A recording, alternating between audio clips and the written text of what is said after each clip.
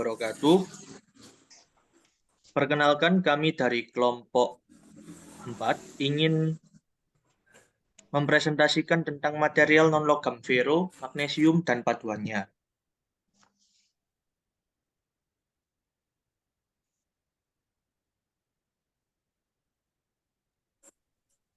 Untuk anggota kelompok kami, yang pertama ada M. Zardana C dengan 3 NIM di belakang 108, lalu ada Ryan Aulia Imanvani dengan 3 NIM di belakang 110, Lanang 3 dengan NIM 125, Surya Adi Kusuma dengan NIM 129, Eko Prasetyo dengan NIM 131, dan Kemal Muhammad dengan NIM 132.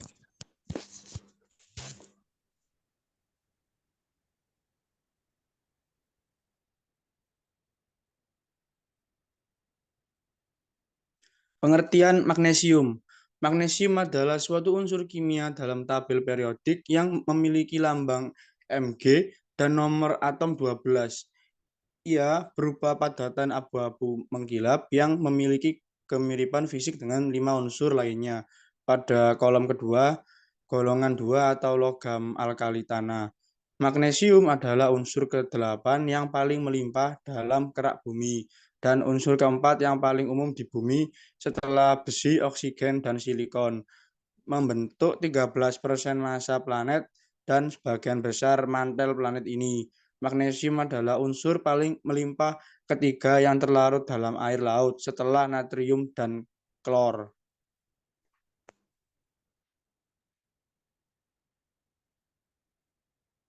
Berikut karakteristik magnesium.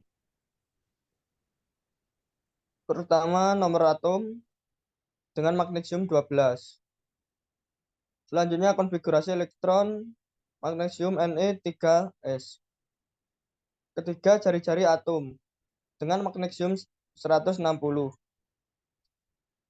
Jari-jari ion dengan magnesium 86. Selanjutnya ke elektronegatifan 1,2. Energi ionisasi pertama dengan magnesium 737,7. Titik leleh dengan magnesium 649. Dan titik didih dengan magnesium 1090. Selanjutnya, densitas dengan magnesium 1,74. Potensial reduksi standar dengan magnesium negatif 2,36. Kekerasan atau skala Mohs dengan magnesium 2,0. Dan yang terakhir, daya hantar listrik relatif dengan magnesium 35,6. Next.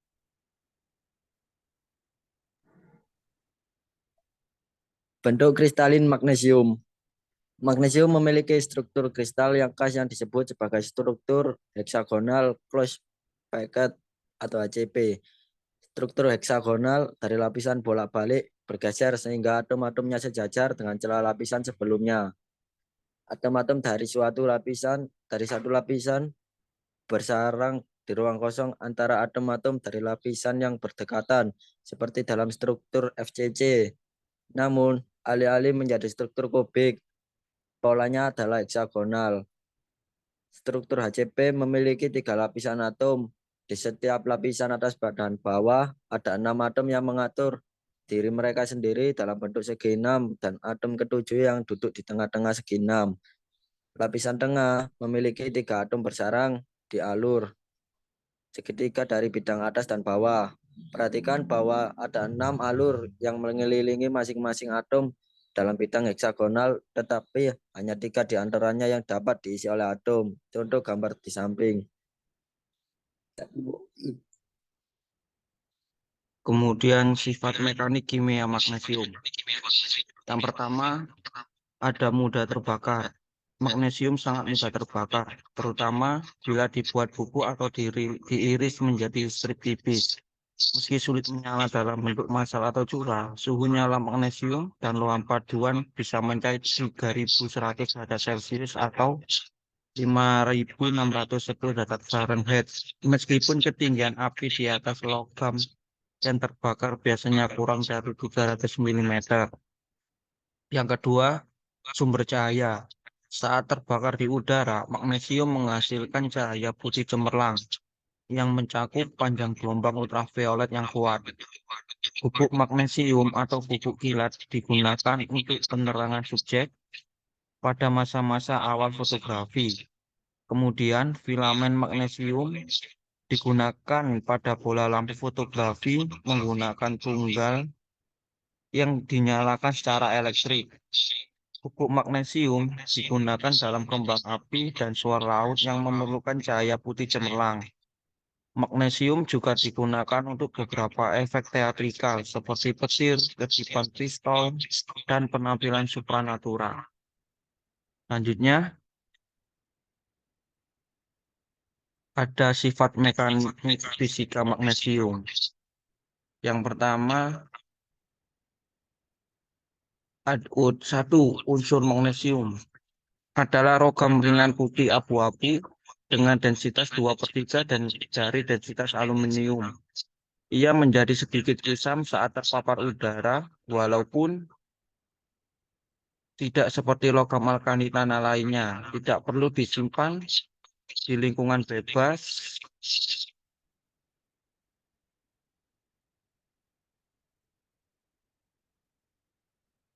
Dilindungi oleh lapisan 3 oksida yang dihilangkan. Magnesium memiliki titik leleh terendah 923 K atau 650 derajat Kelvin dan titik terendah 1363 Kelvin di antara semua logam alkali tanah. Yang kedua, magnesium bereaksi dengan air pada suhu kamar. Meskipun bereaksi jauh lebih lambat daripada kalsium, logam golongan 2 yang mirip. Saat terendam air, gelembung hidrogen terbentuk perlahan di permukaan logam. Meskipun jika dalam bentuk serbuknya, ia bereaksi lebih cepat. Reaksi terjadi lebih cepat dengan suhu yang lebih tinggi. Lihat awasan keselamatan. Reaksi reversibel magnesium dengan air dapat dimanfaatkan untuk menyimpan energi dan menjalankan mesin berbasis magnesium. Dan yang ketiga, magnesium juga beraksi secara eksotermik. Dengan kebanyakan asam seperti asam klorida, HCl, menghasilkan logam klorida dan gas hidrogen. Serupa dengan reaksi HCl dengan aluminium, seng, dan banyak logam lainnya.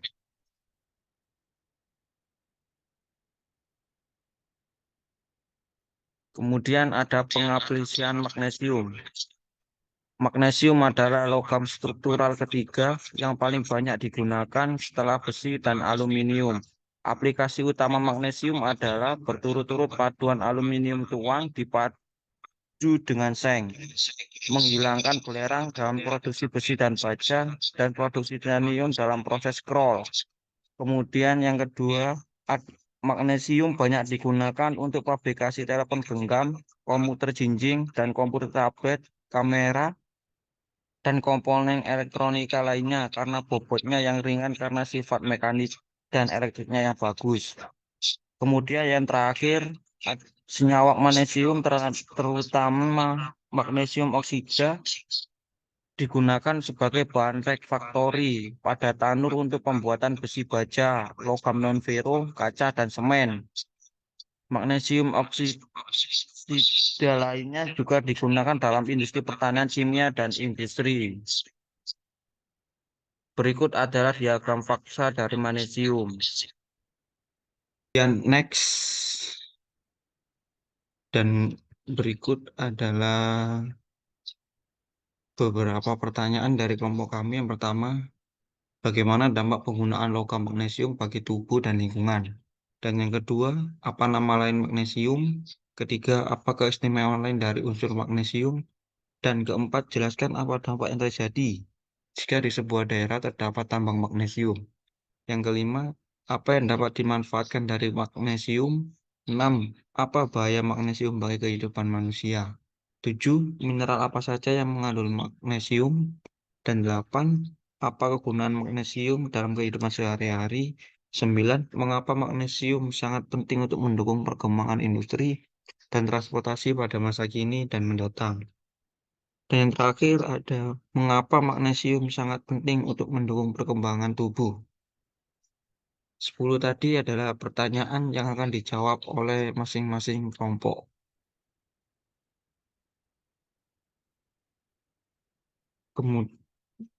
Terima kasih, sekian presentasi dari kelompok 4. Kurang lebihnya mohon maaf. Wassalamualaikum warahmatullahi wabarakatuh.